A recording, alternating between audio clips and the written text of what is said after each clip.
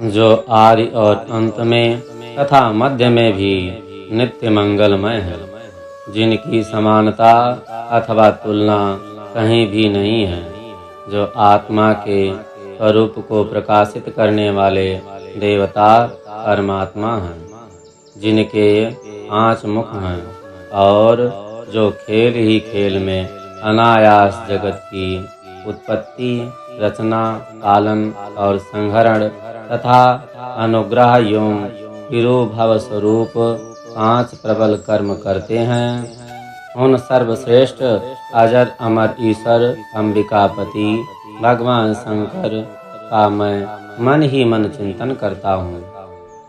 वेद व्यास जी कहते हैं, जो धर्म का महान क्षेत्र है और जहाँ गंगा यमुना का संगम हुआ, उस परम पुण्यमयी प्रयाग में जो ब्रह्मलोक का मार्ग है, सत्यव्रत में तत्पर रहने वाले महातेजस्वी, महाभाग, महामहात्मा, महामुनि एवं विशाल यज्ञ का आयोजन किया, उस ज्ञान यज्ञ का समाचार सुनकर पौराणिक शिरोमणि व्यास शिष्य महामुनि सूत जी महामुनियों का दर्शन करने के लिए आए।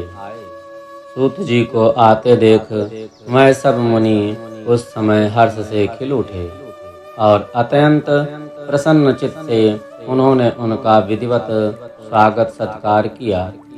तत्पश्चात उन प्रसन्न आत्माओं ने उनकी विधिवत स्तुति करके विनय पूर्वक हाथ जोड़ करके उनसे इस प्रकार से कहा, सर्वज्ञ विद्वान रोमहर्षण जी, आपका भाग्य बड़ा भारी है।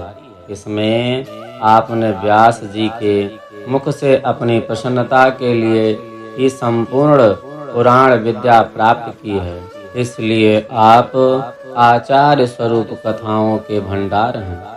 ठीक उसी तरह जैसे रत्नकार समुद्र बड़े बड़े सारभूत रत्नों का आगार है, तीनों लोकों में भूत, वर्तमान और भविष्य तथा और भी कोई वस्तु हैं, यह वह आपसे अज्ञात नहीं है।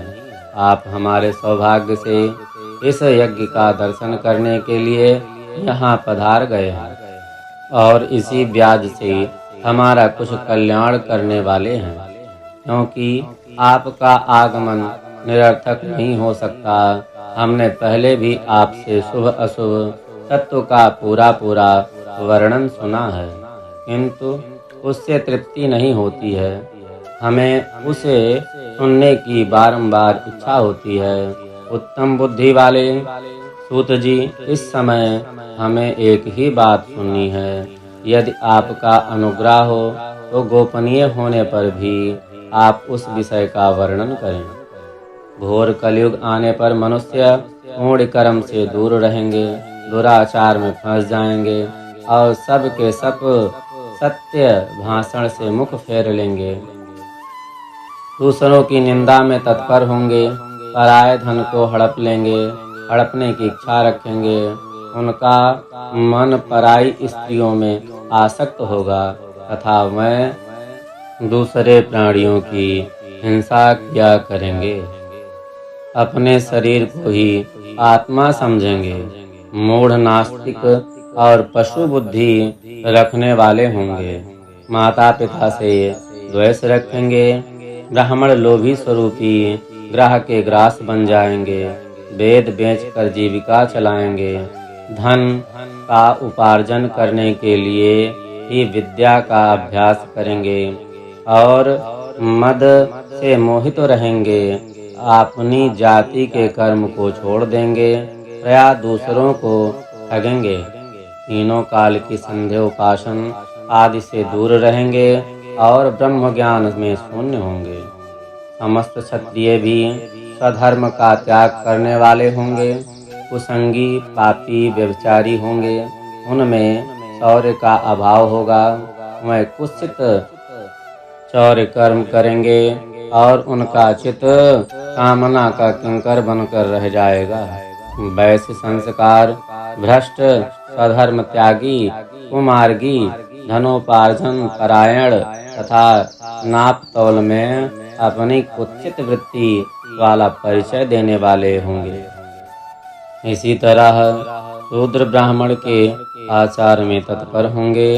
उनकी आकृति उज्जवल होगी, अर्थात वह अपना कर्म धर्म छोड़कर उज्जवल वेशभूषा से विभूषित हो व्यर्थ घूमेंगे।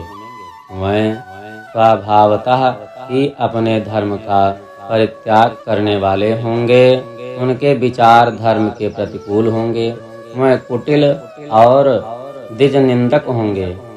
यदि धनी हुए तो कुमार्ग में लग जाएंगे। विद्वान हुए वह वाद विवाद करने वाले होंगे।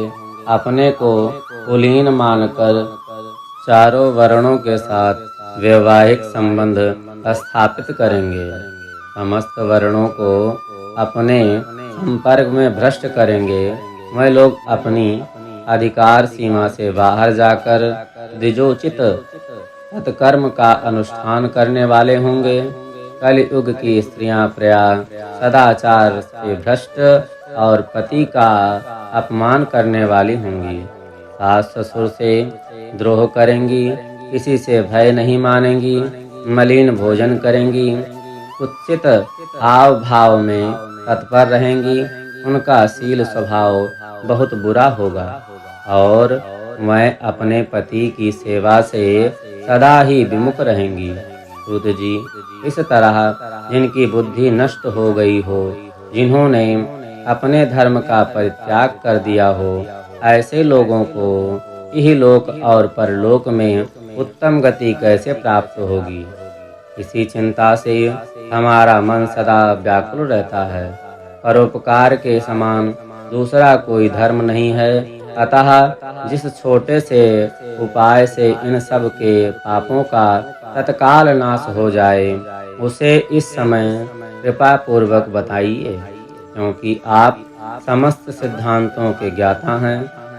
व्यास जी कहते हैं, उन भावित आत्मा मुनियों की यह बात सुनकर सूत जी मन ही मन भगवान शंकर का स्मरण करके उनसे इस प्रकार से बोले।